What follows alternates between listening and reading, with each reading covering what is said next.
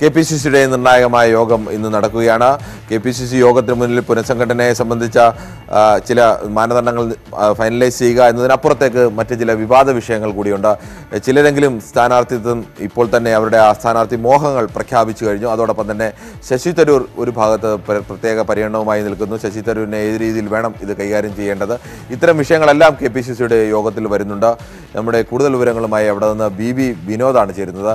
വിനോദ, ഇന്ന് ഏതെല്ലാം വിഷയങ്ങളാവും പ്രധാനമായും ഈ KPCC യോഗത്തിൽ ചർച്ചയാവുക?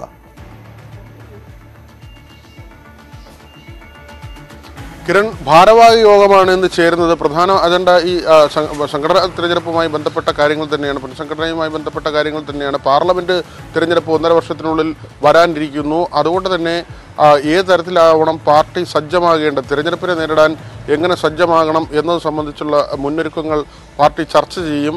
പ്രത്യേകിച്ച് മറ്റ് പാർട്ടികൾ CPM-ഉം BJP-യും അടക്കമുള്ളവർ പാർലമെൻറ്റ് തിരഞ്ഞെടുപ്പുമായി ബന്ധപ്പെട്ട കാര്യങ്ങളിലേക്ക് ഇതിനകം തന്നെ പ്രാഥമികമായ ചർച്ചകളും നടപടികളുമായി കടന്നു കഴിഞ്ഞിട്ടുണ്ട്. പക്ഷേ കോൺഗ്രസിനെ സംബന്ധിച്ച് ഇപ്പോൾ സ്ഥിതി വ്യത്യസ്തമാക്കുന്നത്, പാർലമെൻറ്റ് തിരഞ്ഞെടുപ്പാണ് വരാനിരിക്കുന്നതെങ്കിലും കോൺഗ്രസിനുള്ളിൽ ഇപ്പോൾ ചർച്ച നടക്കുന്നത് അത് കഴിഞ്ഞുള്ള അസംബ്ലി തിരഞ്ഞെടുപ്പിനെ സംബന്ധിച്ചാണ്. കാരണം കിരൺ സൂചിപ്പിച്ചതുപോലെ തന്നെ നേതാക്കൾ ഇപ്പോഴേ MLA ആകാനും മുഖ്യമന്ത്രി സ്ഥാനാർത്ഥി എന്ന നിലയിൽ അല്ലെങ്കിൽ മുഖ്യമന്ത്രി പദത്തിലേക്ക് ലക്ഷ്യം വെച്ചുള്ള ചരടുവലികളും നീക്കങ്ങളും തുടങ്ങുന്നു.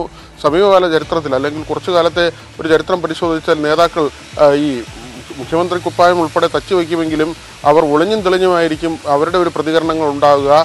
അണികളെ കൊണ്ട് തങ്ങളുടെ പേരുകൾ പരമാവധി പറയിക്കാനും അത് കൂടുതൽ സജീവമാക്കി നിർത്താനും ശ്രമിക്കും. പക്ഷേ ശശി തരൂരിൻ്റെ കാര്യത്തിൽ വളരെ വ്യത്യസ്തമാണ് കാര്യങ്ങൾ. മുരളീധരനാണ് ഈ അസംബ്ലി തെരഞ്ഞെടുപ്പിലും മത്സരിക്കണമെന്ന ഒരു താല്പര്യം അദ്ദേഹം സ്വന്തമായി പറയുന്നതെങ്കിലും പിന്നീട് ശശി തരൂർ ഉൾപ്പെടെയുള്ള നേതാക്കൾ ഇങ്ങനെ ഓരോരുത്തരായി MP-മാർ മത്സരിക്കാനുള്ള താല്പര്യങ്ങൾ പ്രകടിപ്പിച്ച് രംഗത്ത് വരുന്നു.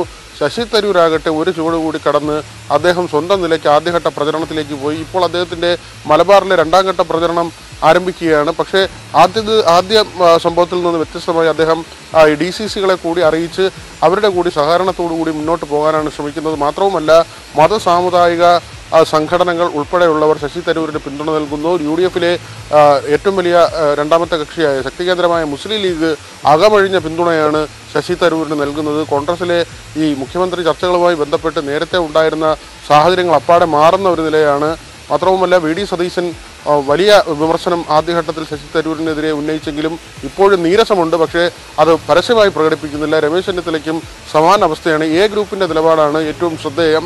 ശശി തരൂരിന് പിന്തുണ നൽകുന്ന ഒരു നിലപാടാണ് ഉമ്മൻചാണ്ടി സ്വീകരിച്ചിട്ടുള്ളത്. പക്ഷേ അത് ഈ പറയുന്നത് പോലെ അതിശക്തമായ ഒരു പിന്തുണയായി മാറിയിട്ടില്ല. വരും ദിവസങ്ങളിൽ A ഗ്രൂപ്പ് എടുക്കുന്ന നീക്കവും കോൺഗ്രസിൽ നിർണായകമാകും. ശരി, എന്തായാലും നിർണായകമായ KPCC ഭാരവാഹി യോഗം അല്പസമയത്തിനുള്ളിൽ തന്നെ തിരുവനന്തപുരത്ത് KPCC ആസ്ഥാനത്ത് ആരംഭിക്കും. വിവരങ്ങൾ നൽകിയത് വിനോദാണ്.